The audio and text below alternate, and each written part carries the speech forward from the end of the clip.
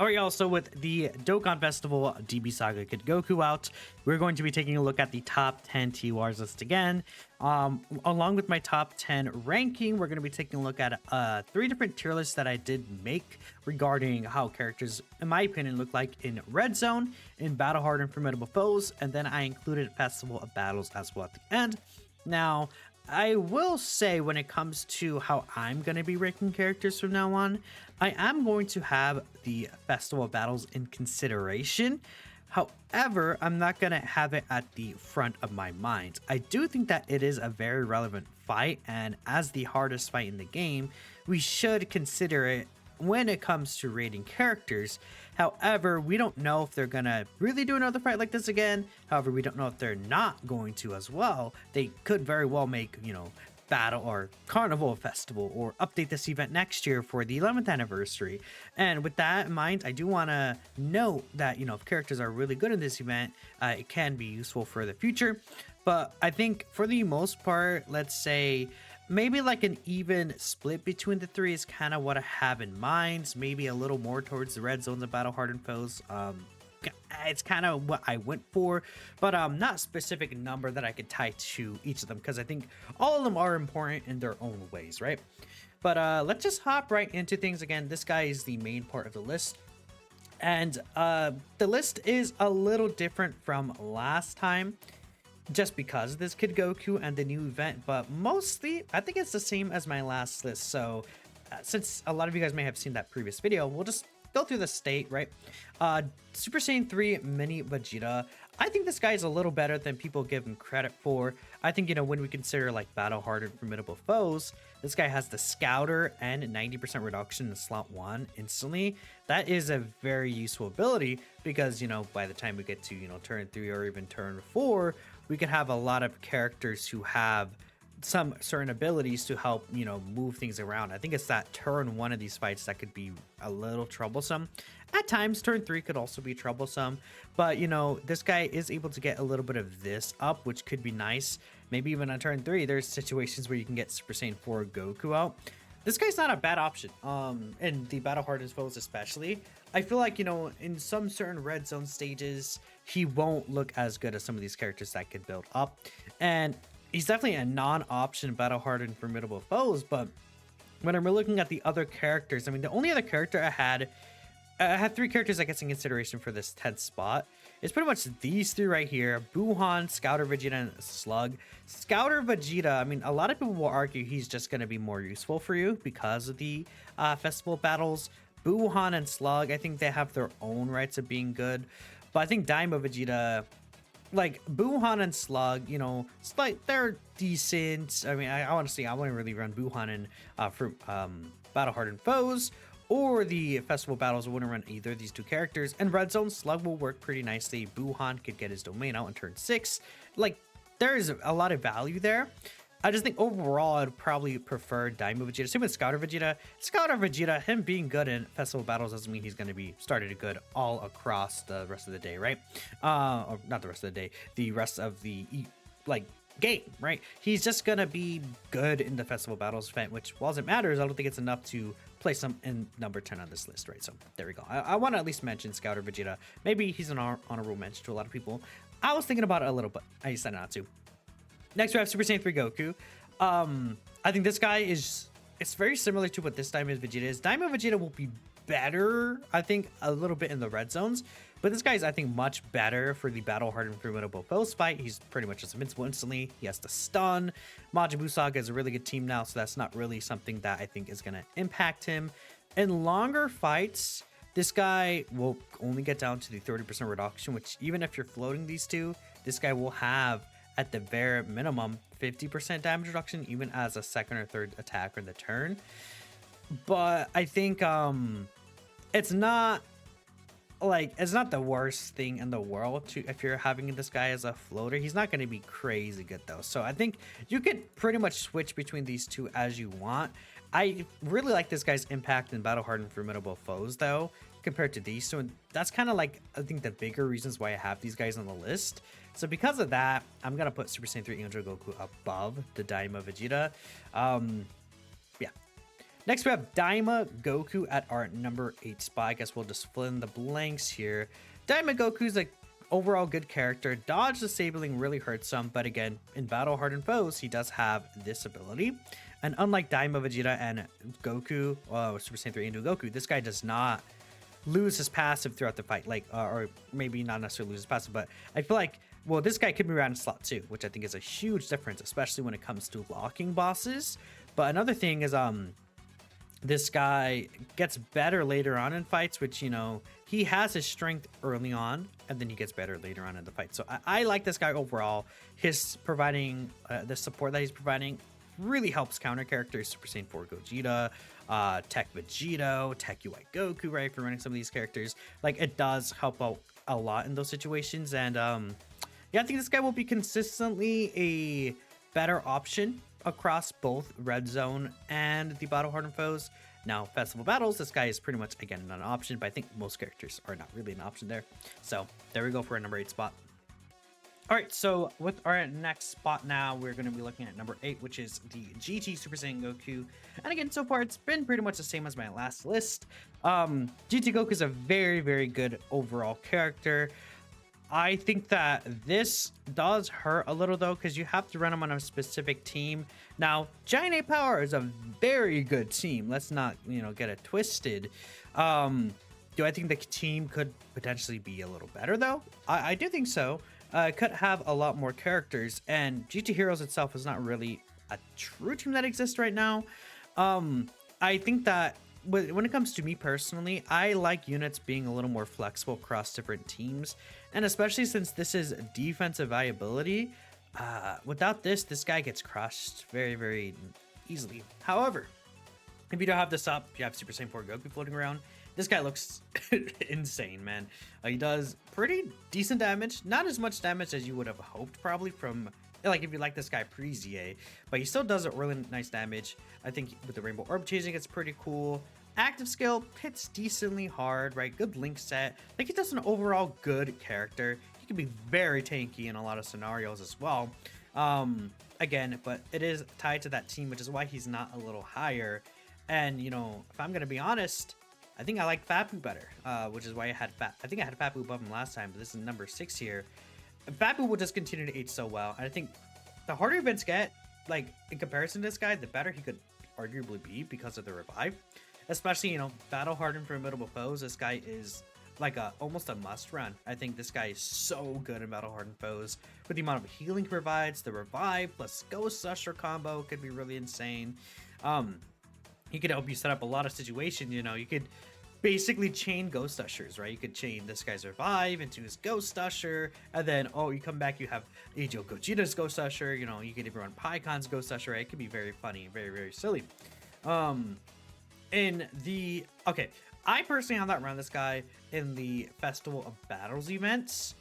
Do I think you could get away with him if you're running like a Glorio team? Like, you could run Glorio's team with like Super Saiyan 4 Goku and Super Saiyan 4's rotation.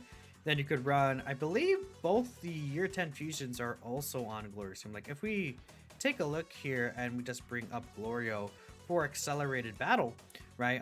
We could actually see that, yeah, this guy fits the team. Super Saiyan 3 Goku fits the team. The Year 7s. Like, you could run a rotation of the Year 10s, a rotation of these two, Glorio floating around, and then, I don't know, maybe you could have Fapu, just like Fapu floating around. Again, Fapu's not going to be there for damage, but he could be potentially useful. Again, the team will have so much damage with both the Glorios and the Super Saiyan 4s, right? I think that could actually generally work. Someone told me that team works. So, I mean, I'm not gonna take that for me to put him higher. If it's true, he could even be higher on this list. But for now, I'm considering Red Zone. He's able to be very safe, stacking up healing, and then at the end of the Red Zone, you have the free revive. So, not the free revive, sorry, the free Ghost Usher plus full heal. This guy's just doing so much. Like he's just so good, right? I'm a Fapu Blazer, maybe. Who knows? But yeah. Next we have Int Buhan. Int Buhan, very good as well. I mean, could you argue Int Fapu for Int Buhan? I mean, probably not. Int Buhan is really powerful. I mean, battle hardened foes, Great Lord's attack, Red Zone. there's still a lot of like, super class enemies, right? Mostly for the red zone. So this guy's providing support. He's rainbow orb changing, 66% damage reduction. His defense like 2 mil, 66% reduction. This guy can get insane. Next to Tech Buhan. Tech Buhan makes this guy look absolutely crazy at the end of fights, right? Which, Tech Buhan, again, another consideration for like this 10th spot right here. If you like Buhan, you could do that, right? But this guy's doing so much. I mean, you could argue like these characters, you could argue these two back and forth. I have Vegeta over him in this scenario because I feel like the thing about Vegeta's restriction is that I don't really care about the damage he's doing. He's a floating defensive support with the rainbow orb changing. Now I did take him into festival battles. Didn't really pan out well there because he doesn't really do the damage that's necessary. I guess in that event the damage is important, but I would argue in every other event he's unkillable. So I think the thing about Buhan is sometimes you can miss his orbs. Where is this guy? Sometimes with Buhan, like he doesn't guide himself towards the rainbow key spheres, so you might miss some of these depending on, especially when you start speaking the int orbs. Like you might miss some of the rainbows, but I think with Vegeta, it's not really that big of a deal because he doesn't need specifically rainbow orbs. He just wants to get as many orbs as he can. And his defense with the guard plus reduction, it just gets really, really high, man. It's very, very prominent. So, the CG Vegeta is crazy, crazy good. What if they gave him and Goku stacking? Because Vegeta pre-EZA, what is this? Greatly raise attack, raise defense one turn. What if it became raises defense permanently, and then he greatly raises attack for the turn? Like, what if they gave Goku and Vegeta that? That'd be really cool. Or maybe, what if they just greatly raise attack and defense, and then they just made their stats like a little tinier just to make up for that? That would be pretty good. And then they wouldn't need this. Maybe they just get rid of one of the additionals that they would get, even though the actives go Watsi, right? You guys get the point? I don't know. That could have been cool. Texel is next. Texel is just, he's so good. Texel is just so good against all different types of content. I actually had him above Glorio before then, but all right, but no, Texel is incredible. I mean, you guys have seen me talk about Texel, I'm assuming, but this guy, he creates actually so many orbs. It's kind of funny. He guides himself to the rainbow key spheres because he gets 2 key per rainbow key sphere obtained. And again, because he gets this 10% reduction per rainbow key sphere, things start to get crazy with the amount of reduction he gets. I mean, he has that 20% base chance. Against a super class enemy, he has an extra 20%. But guess what? Wait, actually, I have to restart the music. Okay, we're back again. But that's 40%, man. And super class enemies are very common. The Blue Goku fight, the Jiren fights, the Battle Hardened Formidable Foes. There's a lot of super class enemies that are going on there. Now, there are some extreme class enemies that have been popping up, right? But I don't think that hurts this guy too badly. I obviously wouldn't take this guy into the Festival Battles fight, though, because he's not a stacker. But everywhere else, he's just perfectly good, right? Even if you could run him in slot 2 against an extreme class enemy, but against a super class enemy, this guy could go slot 1. He's providing support, 40%, 20% critical rate, which is nice. I think, the 20% attack debuff against super class enemies is really nice too. And the Gammas fight, like even in the final stage, this guy like, against the Gammas is debuffing them and they hit pretty hard. But beyond that, he has type advantage against Selmix, which is going to be really, really good. Even with just a 6% reduction, that could help out, right? This guy's just, he's healing too. He's doing a lot, right? And he doesn't have to be tied to a specific slot. Like a lot of these characters may need to be tied to specific slots, like Daima Goku, Super Saiyan 3 Vegeta, or even Glorio, which is why last time I actually had Glorio above this character. But I think this is a situation where with the battle hardened, not the battle hardened foes, man, I can't even talk properly. With the festival battles, I always say battle hardened foes instead of festival battles. I don't know why. With festival battles out, I think this guy will just have more value overall because it was very close between these two. But I think with this new event, this is one of the changes that shift around towards me because of this situation. if it wasn't for this event, I actually would still have Tech Cell over this guy, but I do think that with this event, things change a bit. And obviously, Glorio is still really good in Red Zone as a stacking character. Glorio is still really good in Battle Hardened Foes as a debuffer. Like turn 1, he's just debuffing the enemy like 5 times. He's providing so much support. The issue with Red Zone is that this guy gets locked and he loses so much value. Him getting locked is very detrimental towards him. However, you know, that doesn't happen in Battle Hardened Foes. That doesn't happen in the formidable, not formidable fights. I see, I'm doing it again, chat. I'm literally just like, maybe I'm just like stupid. Maybe I'm just dumb, chat. Is that true? Let me know in the comments below. But a lot of people will see this tier list and not agree with it. So because of the new fight too, he doesn't get locked. And I think he's pretty good in the fight. He could be a little dangerous, but I'm definitely going to try him out. I need to do a Glorio video for there, so we'll see how things go. Maybe I'll break the Batar in the Glorio video. Who knows? That could be very funny. He does stack attack, so eventually he'll be doing some pretty decent damage too. I just feel like early on, it's going to be hard for this guy to get some stacks in, so we'll have to play around with it. I would probably prioritize Glorio stacks, if anything, and avoid getting the support until later on in the fight. Because I think the year 7s and the year 10s could do a lot better without the stacks than Glorio floating around getting 0 stacks, if that makes sense. Anyways, Kid Goku's number 1. I think, honestly, I don't even know if it's like a comparison.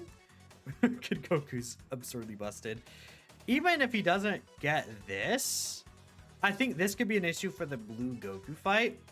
And I would say, you know, for the Battle Hardened Formidable Foes, did you get Boom on the team though? This guy could guaranteed stun them and guaranteed seal them, which is insane. Like, insane. Guaranteed stun is crazy in those fights. He's a permanent stacker. He eventually could get guard. And, you know, there could be a turn or two where you have this guy with guard and 60% reduction, especially if you don't activate his intro early, right? Because you could build your team in a certain way where you don't have to activate the intro instantly in these long fights, and you could save it for later on in the fight where, oh, hey, now this guy is going to have guard plus 60% reduction plus 3 million on beyond defense, right? And that's going to be really, really good. Probably, I mean, this guy can get like easily 5-6 mil defense even in red zones. And again, in the Battle Hardened Foes fights, he's stunning and sealing. He has this 30% heal. He gives himself key sufficiency. Turn 1, key could be an issue, and without the active skill, key can definitely be an issue, right? Because there's not really a lot of good Saiyan lineage characters right now. I mean, just this Goku, but you're not going to run them together because this doesn't fill the requirements. Which is what, you know, it would have been really cool if this guy was grade 8 power. Super Saiyan 2 Goku, you could use him, but I think he loses the link. Scouter Vegeta's unironically potentially one of this guy's like better friends because he is a Dragon Ball Seeker character for his intro. And on top of that, I think that the Rainbow Orb Changing plus Saiyan lineage could help this guy a lot in terms of getting supers. So who knows? I didn't run them together when I did my festival battles. I did it again. Festival battles run, but yeah. Another thing, very confused about this, but we figured out how it works. For every attack he does at 12 key, he could activate this. And these become guaranteed. So it's not, oh, he just has a 55% chance to create. Oh, he only has 22% chance to dodge. It's 22% chance to guarantee dodge during the turn with each attack he does at 12 key. And same thing with the crit. So this becomes insane because then even at the end of these really difficult fights, if he isn't mega stacked up, it's okay because he'll do his first attack, he'll do the second attack, he'll do the which the second attack would be here. Well, I guess technically when this is activated, this will go first. So he'll do the first attack, he'll do the guaranteed super, he'll do the great chance, which, you know, if he's at 12 key, it doesn't even matter. He doesn't have to super attack. It's just him attacking at 12 key. And then, guess what? He'll do the hidden potential, even as a 55% HL character. Which means that he could very easily just guarantee dodge everything anyways, regardless of his defensive output. So you could easily throw this guy, you know, keep him on rotation for a decent amount of the fight, then float him off and start stacking like your 7s or the year 10s. And then this guy's good to go. So yeah, no, this guy's incredible. He's just good everywhere. This guy's crazy. So this is the red zone tier list right here. So with this red zone tier list, I do think that it's not necessarily ordered per se. I guess I would probably do this. Yeah, like if I was gonna order like something like around this is similar to what I had last time. Not necessarily ordered, you know, within the tiers or anything like that, but this is what I'm thinking for like the red zone tier list specifically. From my personal experiences with these characters and how safe they are, especially, you know, if we consider maybe even locking and stuff like that, I think a lot of these characters could be safe. Like, you could use these guys' active skills and get their passives up instantly. So if they're locked like by Topo or something, you could have a much more easy of a chance to survive. Buhan, you know, if he gets locked in super, that sucks, but yeah. This is the Battle Hardened Formidable Foes tier list. Kid Goku's also up here, but I actually would say Kid Goku's not as good as these four in this event. I actually do think that these characters are better. Now, Kid Goku can slot one. This guy can slot one too. This guy can slot one. This guy can't, but this guy can, right? I think, yeah, one other thing in these mega long fights, I mean, I took Kid Goku today. He took double digits from the Gogeta Super. So, yeah, that's really good. I guess we'll talk about it in the actual tier list for that event, but this is what I'm thinking here for this event. I mean, yeah, just under. I mean, would I move this guy down?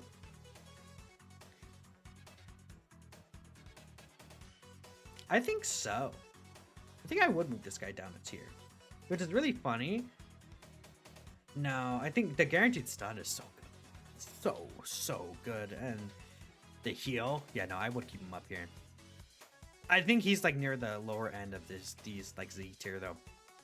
Then this is the Festival Battles tier list right here. Kid Goku and Scouter Vegeta, I actually have them. Scouter Vegeta is really good. Would I even put Scouter Vegeta in a Z tier though? I think it's not close. I think I would have these two together, which is really funny. Maybe this guy under him. Yeah, this seems better to me. Kid Goku's definitely on a tier of his own when it comes to TURs in this Battle of Festivals event, right? Glorio, Scouter Vegeta together there. I think these two actually... Tech Gohan, you could probably get away with him. He does stack attack, which is nice. Fat Boo, I think you can get away with him too. I wouldn't use any of these other characters, right? So, again, that does have an influence on why Kid Goku's so high. Because, you know, I would say these three are somewhat even. But, yeah. There we go. So, that's what I'm thinking, just for this tier list. Again, there's a lot of different things going on here. But let me know what y'all think. Thanks all for watching. I'm gonna leave this at the end of this video. Yeah, I'm gonna leave this at the end of the video here, and I'm gonna talk a little bit, just so that when people skip to the end of the video, see the tier list, they see this and they're like, "What is this? What? What are you thinking? Are you bad at the game? You suck." So yeah, I just want to do that. Anyways, I'll catch you guys next time. Let me know your top 10 in the comments below. Peace out.